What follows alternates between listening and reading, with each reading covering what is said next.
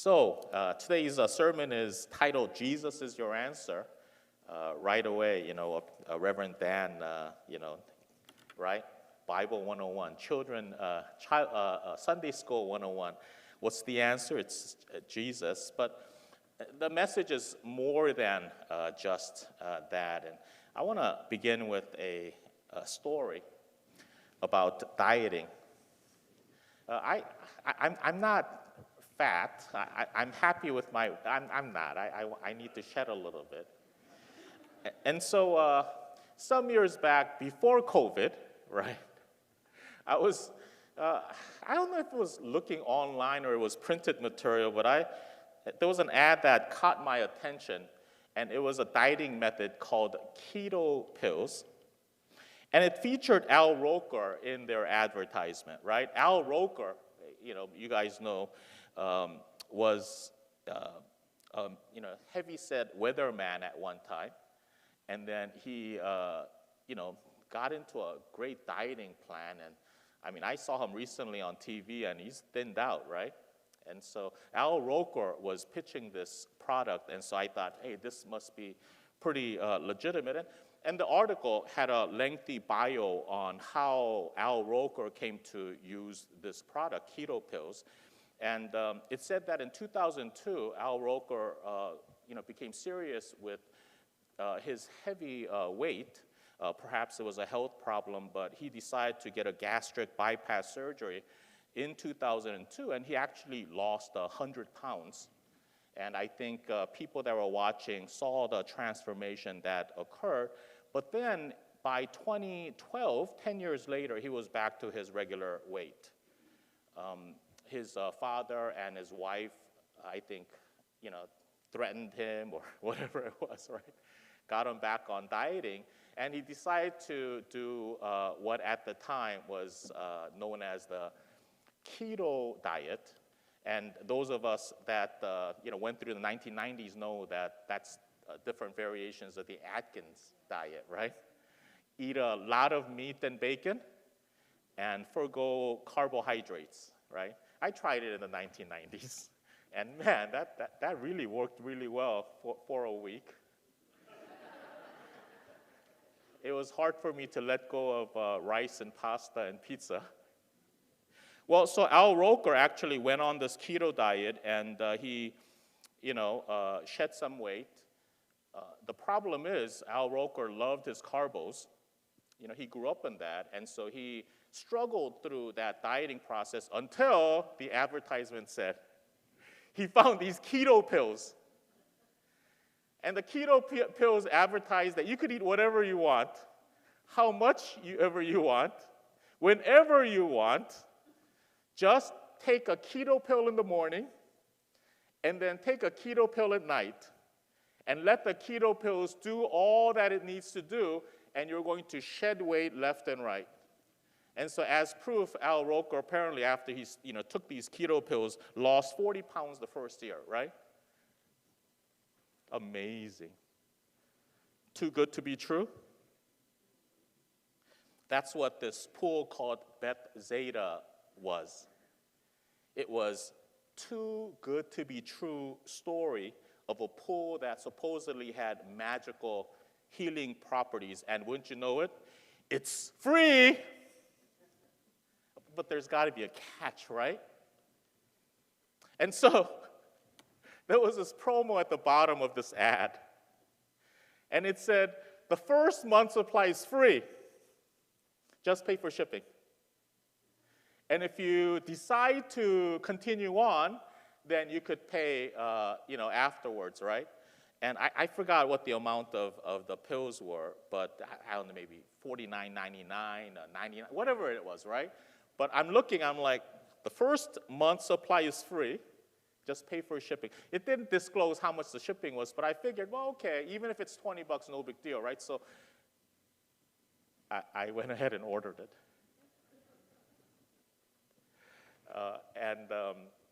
I checked the credit.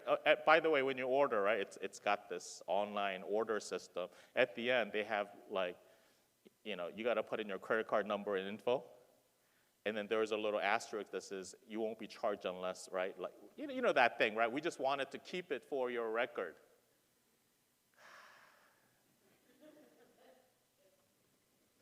So I went ahead and ordered it, and the bottle came, and I looked at my credit card info, and it showed that I was charged $9.99, and I figured, oh, that's for shipping.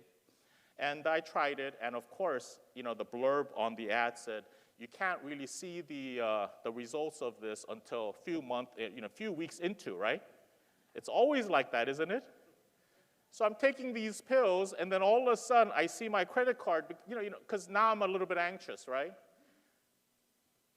A week later, I got charged for a month's supply. So I'm like, hey, what's going on? This is not right. And so I went online to see who the people that complain, right? You could go online and do all these things. So I Googled and saw that there were a lot of people who were complaining about this product.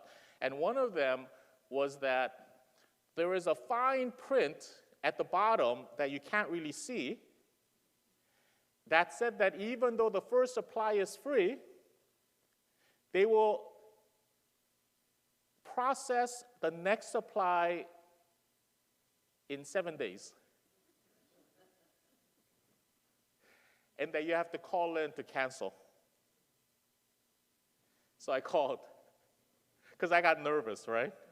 I forgot how much the product was, and so I called, and you know the routine, right? It's the automated machine, and makes you punch 3, 5, 7, 2, right?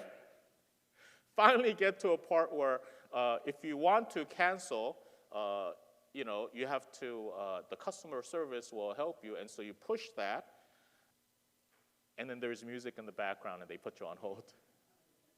And I went about an hour, and then I turned off, I disconnected, because I was like, oh my God, am I being scammed? A few days later, I took an afternoon kind of off to try it again. So I called, I went through all the things, and I waited. Earlier than later, maybe 30 minutes in, I got someone on the line. It was someone from a foreign country, right? And I'm communicating, I'm talking, I'm like, hey, I didn't know this, I'd like to cancel the order, I just want to be off your system. I don't want you to charge my credit card anymore. And they actually did it. I have a feeling someone, came upon them a little bit to squeeze, twist their arms, but I got my money back. But this too good to be true episode happens everywhere, including our story today. This too good to be true pool called Bethesda. And there was a catch to it, wasn't there? The pool had healing properties, but only one can be healed at any one time. And only when there is this stirring of the water by some invisible angelic being touching it, right? So you have to time it right, and only one person gets to be healed, and that's the catch, right? And I think to myself, man, what's going on here? Let's read verse 2 and 3 in our reading. Now in Jerusalem by the sheep gate, there is a pool called in Hebrew Bethesda, which has 5 porticos. Porticos are columns holding up the wall, the ceiling. In these lay many invalids, blind, lame, and paralyzed, waiting for the stirring of the water. We're introduced to a pretty wild scene here. All around the Bethesda pool, the people of all sorts of healing needs have gathered to wait for this stirring of the water. The blind, the lame, and the paralyzed, and they're all watching, waiting for the movement of water. And wouldn't you know it, among them is how are the blind people supposed to know, right? How could the blind people get to see the stirring of the water? You see the ridiculousness already.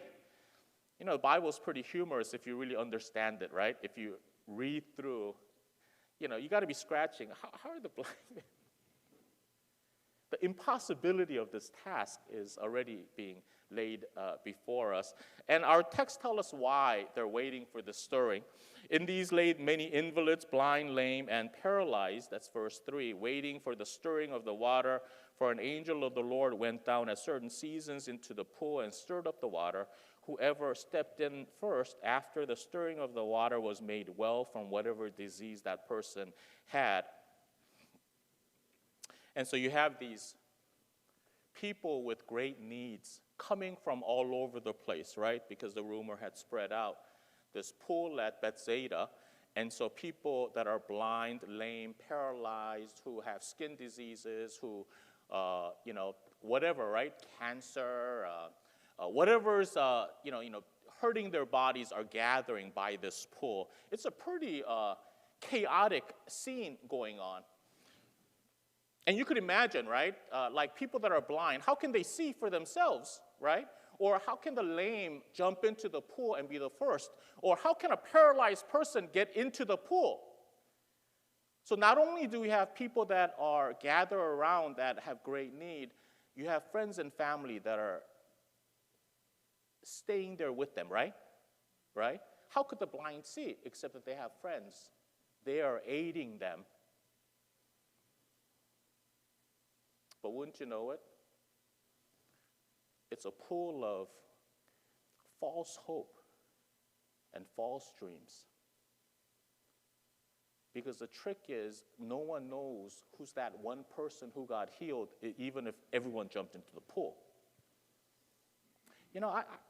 I thought to myself as I'm reading this and studying it, I'm thinking, how would this story have transpired, right? How did this pool become known as this healing pool? And I thought, maybe there was some guy who, had gone to a doctor, got some prescription medicine in his bag, right? And as he's walking along, he sees this nice pool. It's got a nice breeze, and he's like, oh, I'm going to take rest and, dip my feet into the pool, right? Sit down, the cool breeze of day, maybe he fell asleep a little bit, whatever it is, right? And then he went back home, and all of a sudden he's well, and maybe his neighbor said, hey, man, you were so sick in the morning. How come you're so well now? He goes, well, I went to visit a doctor, and he goes, is that it? And he goes, oh, you know what? The last thing I did, actually, I stopped by that pool, and I put my foot into the pool, and someone said, oh my God, that's it. That must have been it.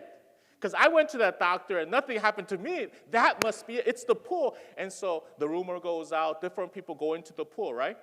They're all going in there, they're bathing, right? Maybe someone's like, oh, all he did was put his foot, I'm going to soak myself, right? And you've got all these sick people that are like, bathing in that thing, and no one's getting healed, right? No one's getting well.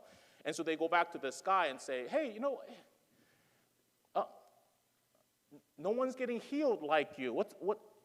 There must be something more. And maybe he goes, well, the reason I stopped at the pool in the first place is because there was this really nice, cool breeze. And maybe that's what, oh my gosh, and right, someone's like listening, going, oh, I know, I was told by someone that when there is a stirring of the breeze, it means an angel is nearby. So maybe an angel is, maybe that's what it is. And the guy goes, well, you know what? When I had my foot in the pool, there was this rush of breeze that came in right by my left side, and it did I felt like, it must have been an angel that touched the water as it passed by and healed me. Maybe that's what it, I'm sure that's what it is. And all of a sudden the rumor goes out, right? And then someone says, the angel of healing only does one person at one time. So who's going to be that lucky person? You've got that whole thing going. Or maybe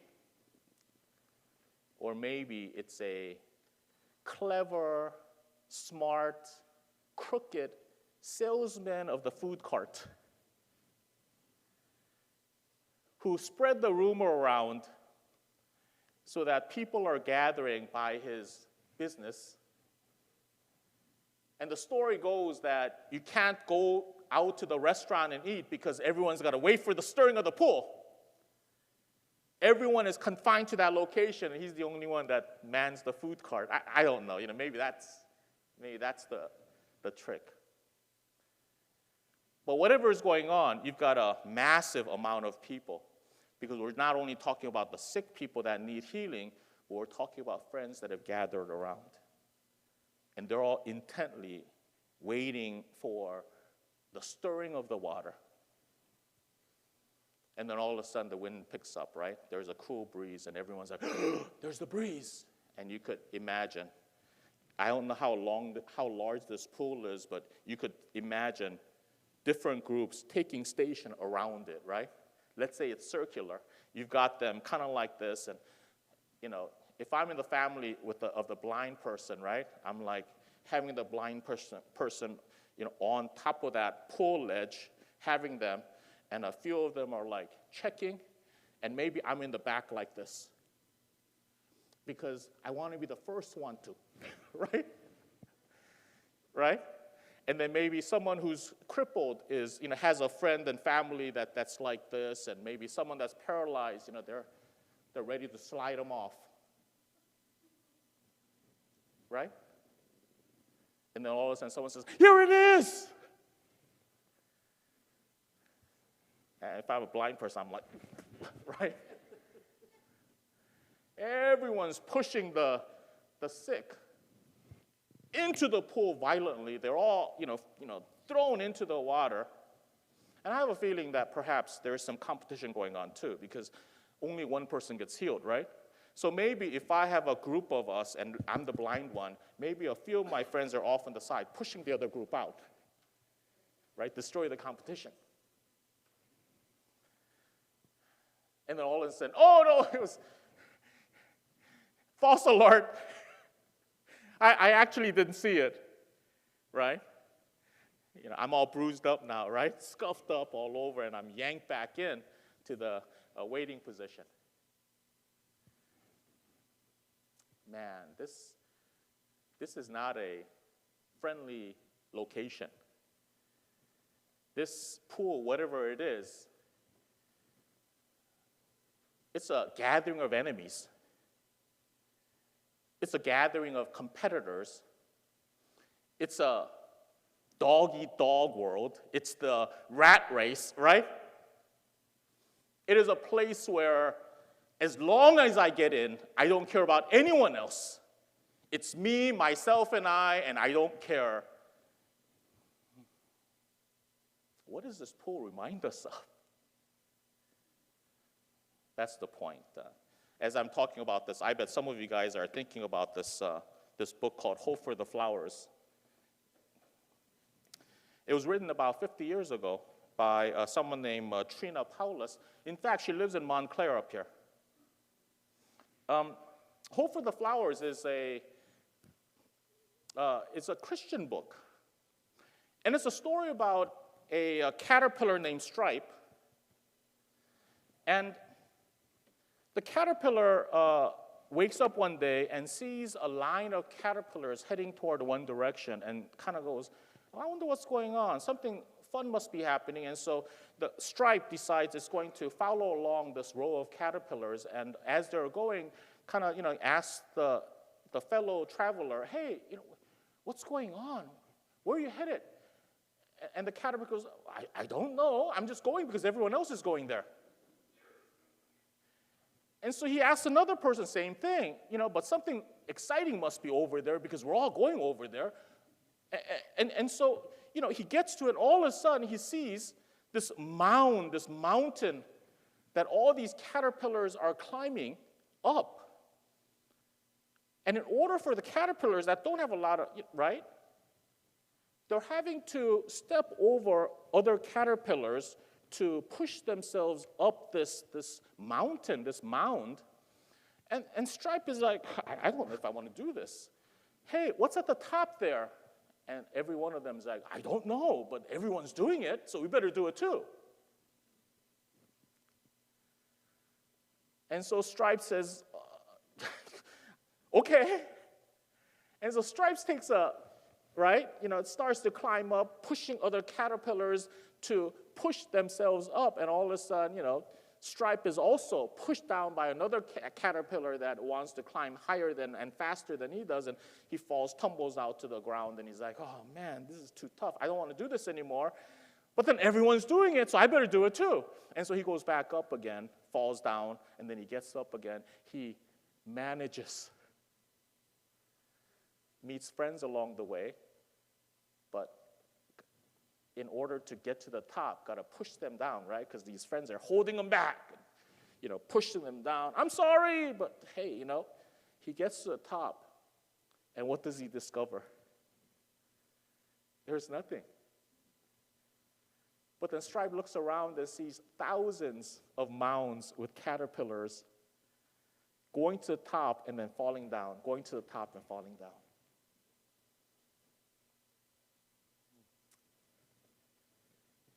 The dog eat dog, the rat race. We call it by a variety of different ways. Our world also makes us promises that it cannot keep. Wealth and positions, we can't take them with us. Money will not offer us lasting joy. Possessions that we accrue, we realize all it does is get our kids fighting over them.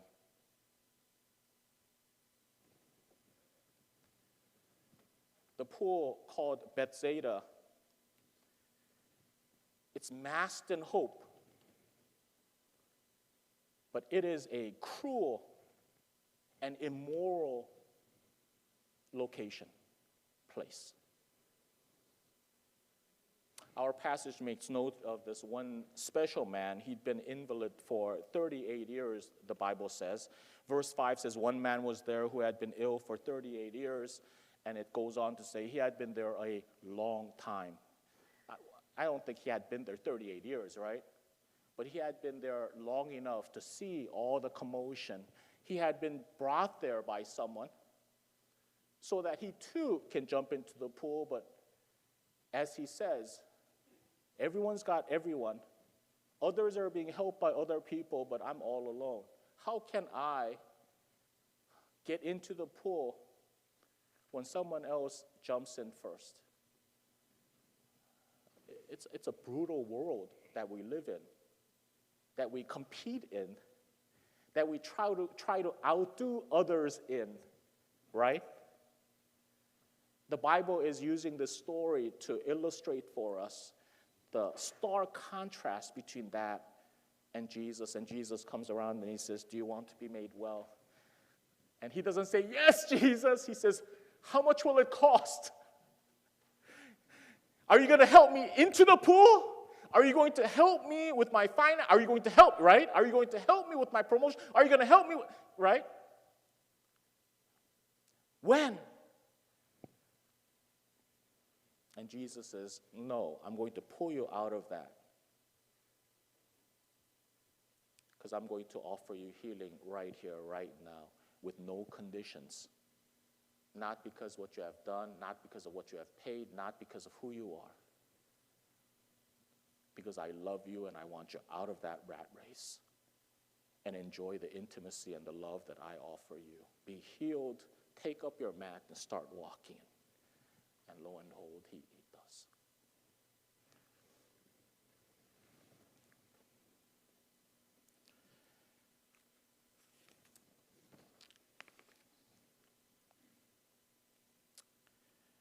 For all those that are tired of the rat race, the dog-eat-dog world, the lives of success and destructive path to getting higher in life,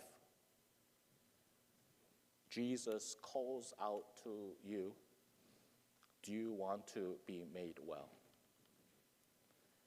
The power of this miracle story, one of the 7 gospel signs, 7 signs, this is the third miracle, we skipped the second, is to point to Jesus as the answer to your life's purposes and goals.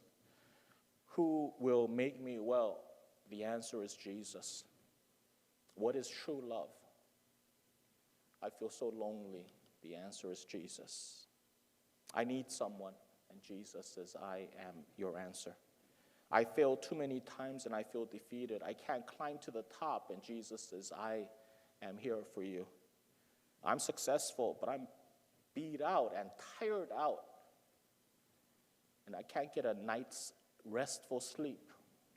And Jesus says, I want to make you well. What is the meaning of life? Jesus. What is my goal? How shall I live? Jesus. Jesus replaces the false promises and false hopes of this world. The pool at Bethesda, we really need to know. False hope is a concoction of the evil one. It separates, it divides, it isolates, it creates hatred and self-centeredness. It's me and no one else. That is opposite of Jesus Christ and what he has come to represent. How will you respond to Jesus today? I'm going to respond to that a little bit more in next few sermons. But it's fitting that our passage ends with the words, now that day was the Sabbath. It was a holy day of rest. And I'm so glad that this message of good news comes on a day where Jesus offers us his rest at the table. And so as we receive the body and blood of the Lord in spirit this morning, let us respond affirmatively to Jesus when he says, do you want to be well? And as we partake of the bread and wine, grape juice, let us say, yes, I do, Jesus. Touch me. Help me to look away from this pool that destroys. And help me turn to you, Lord Jesus, who provides for me true sense of healing, of peace that surpasses all understanding, of love that is not conditioned on our performances. The word of God for the people of